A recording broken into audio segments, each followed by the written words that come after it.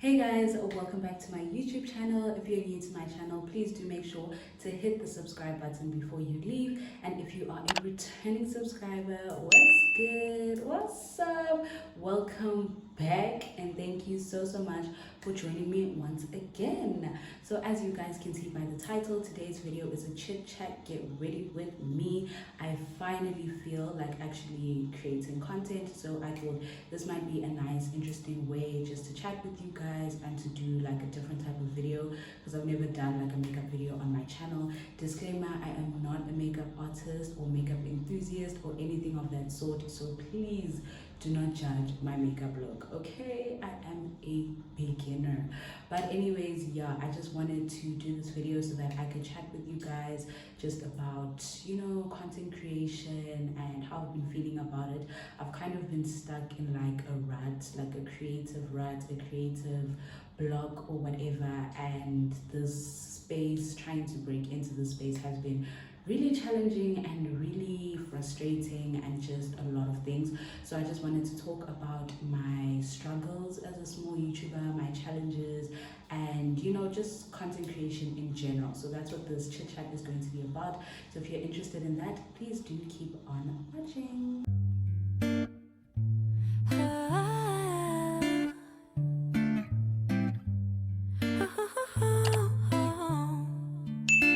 So I am in the bathroom so that I will be able to do my makeup, so I might not be able to look at you guys directly. I will be looking like here because that's where the mirror is. So I hope that you guys don't mind and that you'll still enjoy the video. And since this isn't necessarily a makeup tutorial, I won't be mentioning the products that I'm using, but if you would like to know which products I'm using, I'll be happy to maybe leave them in the description box, or if you comment and ask, I will be happy to tell you what I was using. But other than that, I won't be like mentioning the products or anything. So without further ado, let's get straight into the video. Okay, so let's jump straight into it. So recently, I feel like I've kind of been like in a creative block or something. Like I've just been really frustrated with content creation and, you know, Instagram, YouTube, the whole shebang. And I think most of that frustration comes from being like a smaller creator or like starting out, because I think the smaller that you are, it just comes with like a lot of challenges, you know, like it's challenging. And I think to start with like resources, that's like the first biggest, most challenging thing, because, you know, when you're starting out, you have to start with what you have essentially, and that can be really frustrating, because before I got a new phone, I was using my other phone which I'd had for like 6 or 7 years, and it was really much harder than it is now, of course, to create content because of things like space and things like space essentially. So things like space was really frustrating, as well as quality, you know, even though phones do have relatively good quality, because you can change the settings to like better your quality. However, it then also just went back to that thing of not having enough space, because the higher your quality, the more space is required to like keep those videos on your phone. So not having space was a really big one for me, because especially vlogging, especially when I go out and vlog, because like you'll film videos, whatever, and before you're done with your day, your phone is already saying your storage is full, and now you literally can't even finish the vlog because there's no more space. So unfortunately, as phones without space do, my phone ran out of space. But basically this was the end of the vlog anyways. And now you have to kind of leave a video like halfway and try to figure out how you can end this video even though you didn't film everything. Or alternatively, you have to like delete stuff just in order to film more essentially, so that you can finish off the day like properly. So yeah, space was really frustrating. Also quality, although quality wasn't like too bad. And then also in terms of resources, like when my phone, if you guys have been subscribed to my channel for a while, then you would know that there was a point where my phone stopped recording sound. And luckily I had a mic, but that was also another like fork in the road, because now things just became so much harder, because now in order to film I need to connect a mic, and that's just so much admin, especially if you're in public. Like, it's not comfortable to like have this whole thing hooked to you in order for you to create a video. So yeah, starting with what you have is definitely one of the challenges. Also because I don't live alone, like I live at home with my family, it's also like a timing thing. Like, I don't even have my own room. So unlike in other instances where you can film whenever you want, or it's just a matter of going into your room and filming and whatever, like that was not the case. Actually, is not the case. It's not the case for me currently, and it might not be the case for me for a while, you know. So that's also another factor, because you have to like kind of time your filming, you know, like you need to film when people are not around, you need to film when there's like an available room or space to film, essentially, which also kind of is a little bit frustrating because you can't really film whenever you want, and that makes consistency difficult. And also having like a cute background, aesthetic background, because I actually had an idea to like change my background and make it more cute and aesthetic, but the space that I would use for that background is like my brother's room. So then it's that thing of making sure that I film when he's not there, you know. And also now that I have a job, it's kind of like I might not always be free during the day to film when he's at school. So yeah, that's also a struggle. Another struggle of being a small YouTuber is or starting out rather, is, what is another struggle actually? So another struggle is Wi-Fi as well. So before we upgraded our Wi-Fi line, I think we were using like Telkom or something, and that Wi-Fi was like super slow. Like if I wanted to upload a video, I would have to like leave it overnight in order for the video to upload like the next morning, you know, or by the next morning. So yeah, that was another thing, but at least we've since upgraded it, so that's not a problem anymore. But like that was one of my frustration points or whatever. And you know, it's kind of the case for a lot of people starting out. You may not have like the fastest Wi-Fi. Some people have to go to like campus or cafes or whatever to upload, you know. People don't have like cameras and whatever, so you have to use your phone. And you know, it's actually also a thing, like using your phone, like sometimes you just want to use your phone as a phone. Like you don't want to use it as a phone and a camera, because it takes up a lot of space. And before I got my new phone, I would have to constantly delete things. Like I couldn't keep apps on my phone, I didn't keep pictures on my phone, I didn't keep anything on my phone essentially, because I needed that space for videos.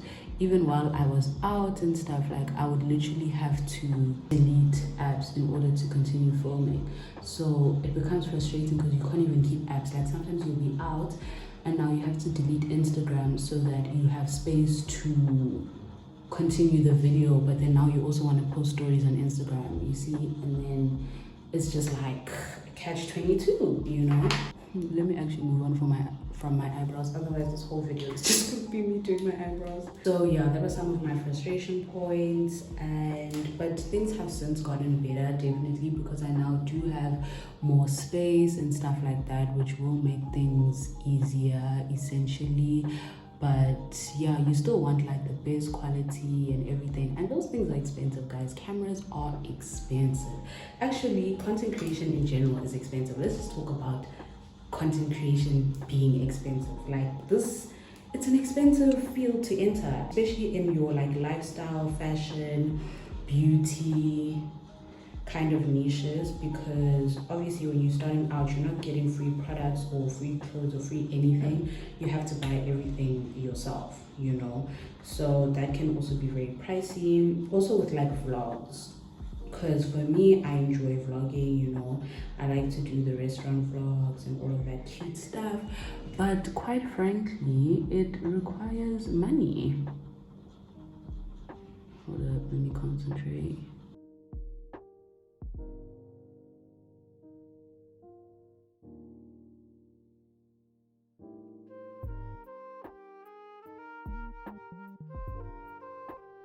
Oh yes, as I was saying, quite frankly, it requires money, and not a little bit of money, like it requires a lot of money. I can imagine being like a beauty YouTuber or whatever, and like you kind of always want to review the latest products, you know, so that people can actually watch your things. Trying to be in the fashion niche, you know, you always want to have new outfits, new exciting outfits, because you know you can't necessarily be repeating outfits on the gram or whatever. You want to do clothing hauls, you want to do all of these things, and these things they require money. And yeah, if you're like a student, or you don't really have an income, or you don't already come from a rich family, then you know that can be tricky. That can be a big part of the frustration of starting out, you know. And a lot of people say like, start with what you have, start with what you have, and truly it's important to start with what you have, but nobody really talks about how difficult it is to start with what you have, because you're essentially battling like so many challenges and things like that. Whereas, you know, if you had a camera, then you could just use your phone as a phone, and the camera, you'd have so much space, you could film as many videos as you want, the quality would be proper, you know, like things would be easier essentially, because you're not really working against any odds, you know. So yeah, if you had a dedicated space to film, you could just film whenever you want.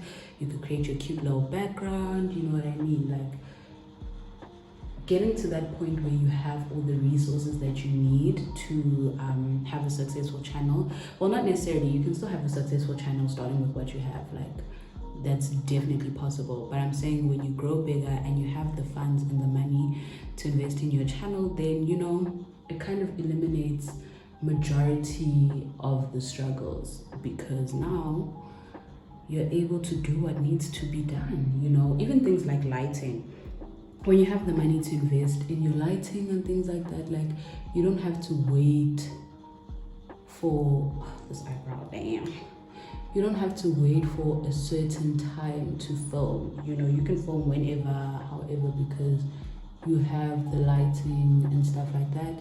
Whereas some people literally have to wait like for the sun to be out, have to wait for like daylight lighting. But yeah, essentially they cannot film unless there's good natural lighting. And you know, natural lighting is so unreliable. Like that girly is very unreliable. So yeah, just in terms of resources, it can be challenging. However, you can still work with what you have, but it's just harder. That's essentially what I'm saying. And then that hardness and that struggle just kind of puts you off creating, because you're putting so much effort into something and you're going through the most trying to make this thing work, and it's just not working, or you're just not reaping the benefits, and not necessarily monetarily, but just people also like watching your stuff, engaging with your stuff. And then it just kind of feels like, why am I going through all of this hard work for nothing? Like essentially for nothing, because as much as creators do it for the passion and whatever, there's no harm in profiting off something that you're passionate about, and there's also no harm in people enjoying your work, you know, because we essentially do it for the audience. We do it for ourselves, but we also do it for the audience, to connect with people and everything. And when you're not connecting with people, it just kind of feels like, so why am I doing this, you know? But anyways, okay, moving on, let's also just talk about how being a smaller content creator, sometimes you kind of feel like you have to overcompensate for the lack of numbers, if that makes sense. Like when guys, multitasking is hard, I don't want to lie. Yeah, as a smaller creator, sometimes you feel like you have to overcompensate in some way for the lack of numbers, maybe like with your editing, or like with your general content, your thumbnails, or your consistency, or whatever the case is. But like you literally feel like you have to do the most for people to actually be interested in watching your things, because when you are, guys, I hate eyebrows personally. Anyways, when you are a bigger creator, you know what, if my eyebrows are messed up, it's because I'm talking to you guys. Like, This thing of multitasking. Okay, let me just do the other eyebrow real quick.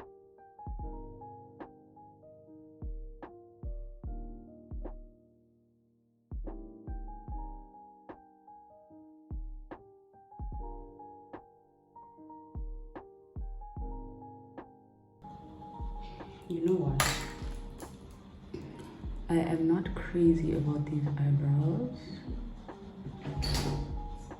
Oh, even doing your makeup. Yes, I thought we were going. Ah, girl. Not crazy about these eyebrows, but they will suffice. Okay, now that I'm done with eyebrows, the video can move. But basically, what was I saying?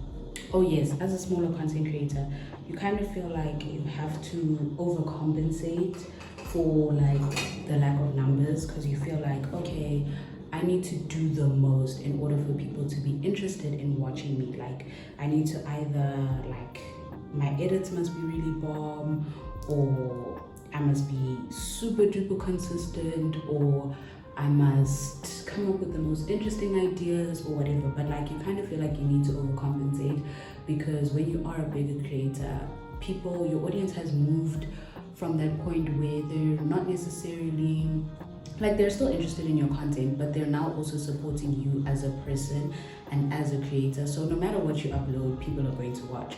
Whereas as a smaller content creator, that's not necessarily the case. I think your audience is still at that stage where they are watching you for your content, maybe because you have nice fashion videos or nice makeup tutorials or whatever. Like, they're watching for the makeup tutorials while they still get to know you, you know what I mean? And then once they get to have been subscribed to you for a while, they get to know you, and they're now supporting you as a person. Like, no matter what you upload, people will watch, and you don't even have to be worried about, will this video do well, or like, which brush is for foundation? You don't even have to worry about like, will this video do well? Like, even if a video does, as a bigger creator, even if a video does generally not as well as the other videos, it's still doing well, if that makes sense. Like, as a bigger creator, if you have a video that doesn't do well, maybe it gets like 10k views and you usually get like 20k views, but although it hasn't done as well as the other videos, it's still a good video, you know, it's still doing relatively well. Whereas as a smaller content creator, a video not doing well is like, can be very discouraging, because let's say you normally get like 400 views or whatever, or 200 views, 100 views, and if a video doesn't do well, then you're literally getting maybe like 40 views or 50 views, you know, and YouTube is not going to push a video like that because of like the algorithm, because in their minds it's not a video that people are interested in watching. So if a video doesn't do well, the algorithm is not going to like recommend that video to other people and stuff like that. Whereas as a bigger content creator, even if your video doesn't necessarily do well, 10k views is still a lot of views, and it's still something that YouTube can say like, you know what, people actually want to see this video. I don't know if I'm making sense, guys. I'm actually just ranting and rambling on.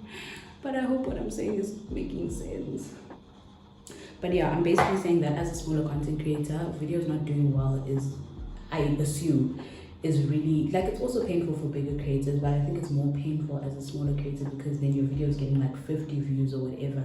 And when your videos consistently don't do well, it's very disheartening to continue, because it's like, why must I go on if my videos are not doing well? Also, another thing that's frustrating about this space is that there's no formula for YouTube success, you know what I mean? And yeah, there's no formula. There are tips and tricks that people can say, you know, be consistent, have interesting thumbnails, good content, blah, blah, blah, blah, all those tips and tricks that we've all heard before. And granted, they do work, they do help sometimes, but for the most part, there is no formula for YouTube success, because you'll find people starting their channels like, you'll find some people start their channels literally like today, and then tomorrow they have like 1,000 subscribers. the same 1,000 subscribers that you've been working the whole year trying to get, you know. And of course we mustn't compare ourselves to other people, but in general, like that's just how it is. Like as a human being, I think it's just normal and natural. Comparison is just like, it's a thing that that just happens, even though we know we shouldn't do it, but like it just kind of just happens.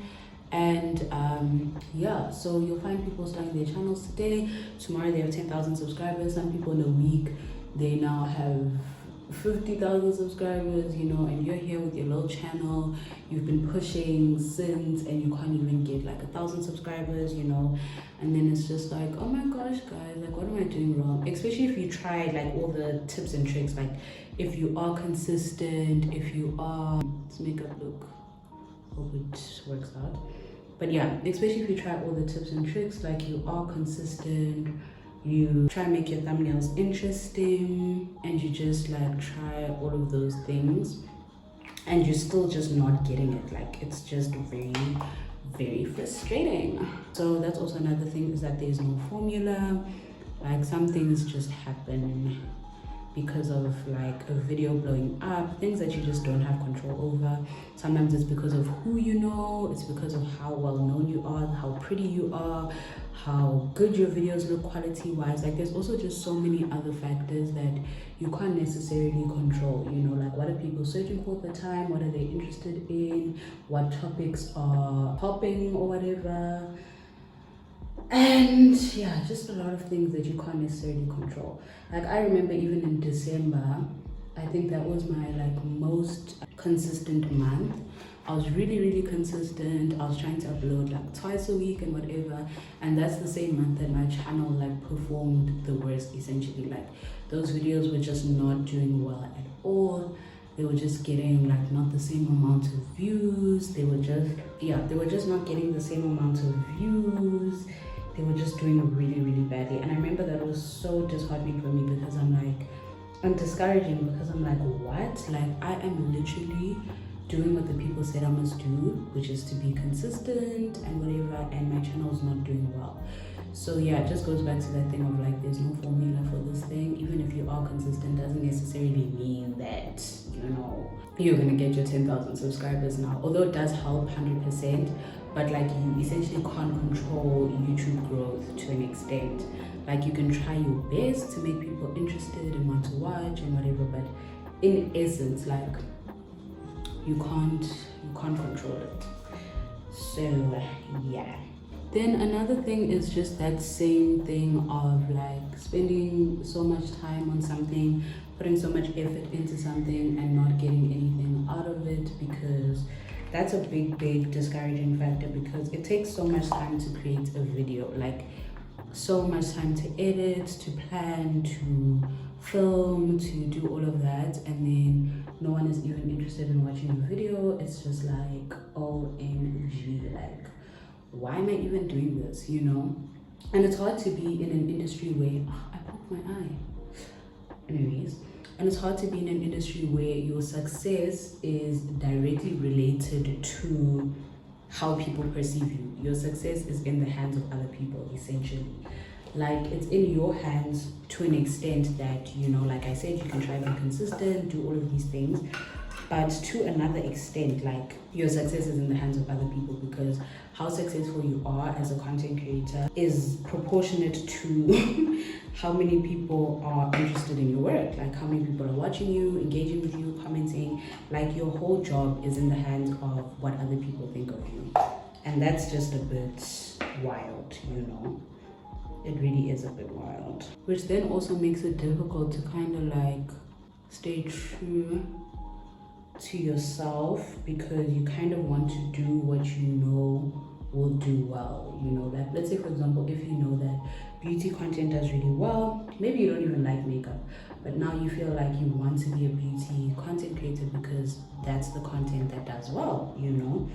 Maybe you don't even like telling stories, but you know that the South African audience loves story times. Now you want to also, you know, tell stories. Like you can easily fall into a trap of trying to do what you know works or what you've seen work for other people, which can then make it difficult to stay true to yourself and stay true to what you wanted your channel's content to be about in the first place, you know. So yeah, that's another thing. I don't even know if I'm doing this right. And then what else is there about content creation? Yeah, I think another thing is also just like how time consuming it is. It takes up a lot of time with very little to no return in like maybe the first couple of years, unless your channel like blows up, you know. So yeah, but it's also wild because even people who are now really successful in this space have started somewhere. Like everyone starts somewhere, and they were probably in the same position feeling the same way and going through the same motions, because everyone starts from zero and everyone starts somewhere. So even like our fave content creators started from zero, so that's also a bit encouraging, because it's like, you know, everybody's gotta start somewhere, you know, and just grow as time goes. Even like your Patricia Bright and like your really, really big YouTubers, like even they started from zero, you know, and like they've been on these platforms for like 6 years or whatever, like a really long time. So it just also goes to show that things take time, and Rome wasn't built in a day. Like for some people, Rome can be built in a day, but like not for everybody, you know what I mean? And sometimes it's tricky because you only see the success, like you only see the millions and millions of subscribers, but you don't see like the struggles, you don't see what they went through. You even completely forget that, you know, you even forget that, what am I saying? Gosh guys, whoever said women can multitask, like what were you actually saying? Yeah, I was saying you only see the success, you see like the big numbers and whatever, and you literally like completely forget the years and the time put in. Like some of these people have been on these platforms for like 6 years, like a really, really long time, but when you're just viewing the success, you kind of forget about everything that it took to get there, you know what I mean? Yeah, so personally for me, like I've just been stuck in like a creative block because, you know, a part of me wants to create the content that I really want to create, you know, that I want my channel to do or whatever, but then those videos don't do well, and then it's like, okay, so maybe people don't like watching these types of videos. But it's also tricky because as you grow, you get a new audience, and you might get an audience that likes to watch those videos, you know. And for me and my channel, I know that vlogs do really well. For me and my channel, I know that vlogs do really well and things like that, but like I said, this content creation industry, guys, it's money. It requires money to go out and create all these soft life, nice vlogs and whatever. And then the content that you really do want to create, like I really love fashion and I like doing the chat videos and stuff because I like to feel like I can be relatable to people or maybe help them with something. But those videos also don't do well, and then it's kind of like, you know, should I keep doing them, you know? Like, yeah, guys, it's T for tense. Also, makeup takes so long, like, yo, who created this thing? But yeah, what else? Oh yes, another thing about being a content creator or a smaller content creator is just how, like I said, it's very much based on how people view you, your success and stuff. And also just, what am I saying? And also, yeah, just how you kind of feel like you're not really a proper content creator until you get to a certain number, until you get like your 10K or however much K, like 10, I think 10K is like the starting point, you know. That's when you really feel like, yo, I'm a real content creator now. And that's also when people essentially start taking you seriously, because you have the numbers to back it up, you know what I mean? I forgot to set my nose, but anyways, start taking you seriously because now you have the numbers to back you up, whereas before you have the numbers, people don't really take you seriously. And especially also when you don't have the numbers in terms of like family members and stuff, if you're not actually earning, it's so much harder to get people to understand your vision, you know, and for people to understand that this is something that you want to do or whatever, because you don't have the numbers, girl, and you're not making money from it. So how do you explain to people that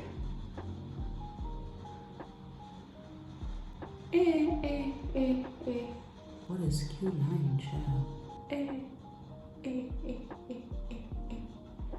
Wait a minute. God, I don't know if this is the brush for this hair, but it was called a contour and whatnot brush. Yo, I don't mind, child. Okay, yeah, guys, this is looking scary. I don't know why. Another frustration of being a solo creator, especially in South Africa where this industry is still relatively new, is feeling like you can't get a piece of the pie until feeling like you can't get a piece of the pie until you are bigger, like until you have certain numbers. Because in this industry, in South Africa particularly, it kind of feels like it's about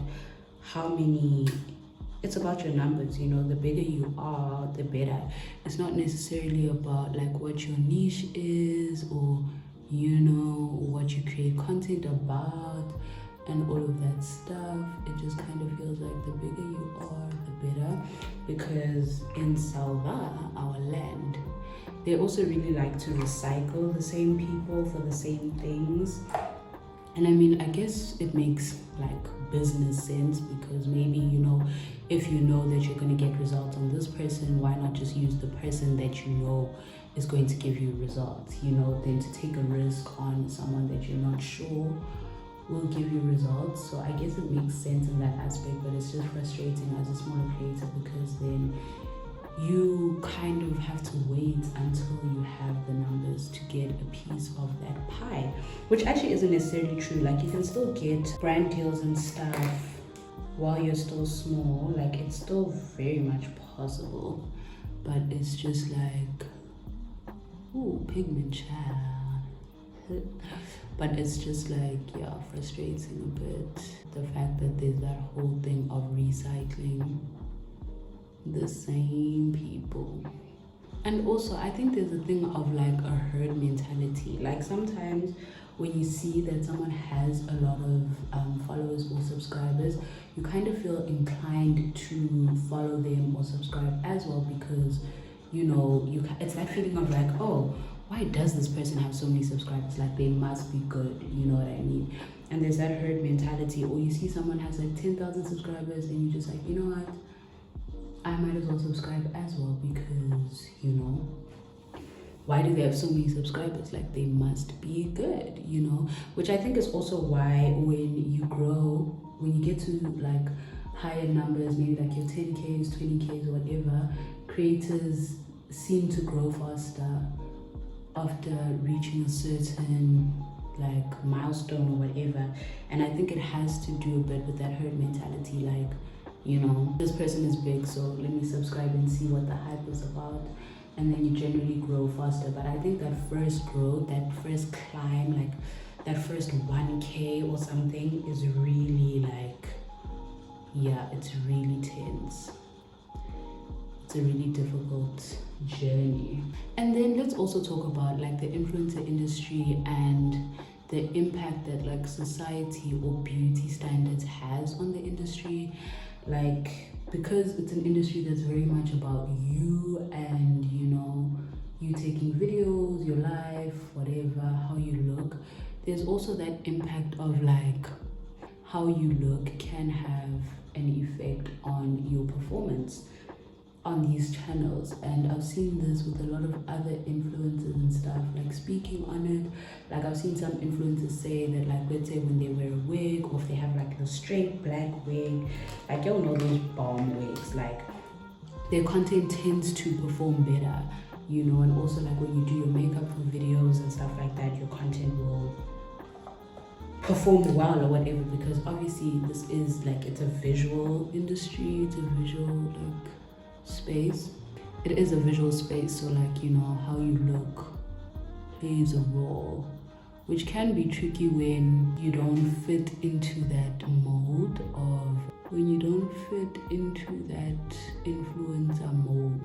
Like if you don't have the wigs and the bomb face beads and whatever, and then you kind of feel out of place or kind of feel like you don't belong, or your content doesn't necessarily do as well, because sometimes there's kind of like a certain body type, a certain look that just performs well, and if you don't fit into that box, then you can kind of feel like out of place and stuff. But yeah, those are just my thoughts. Yeah guys, I really think I've said all that all that I've wanted to say, and all that's kind of been like frustrating me and everything. This video is probably going to be so long. I can see that it's 40 minutes.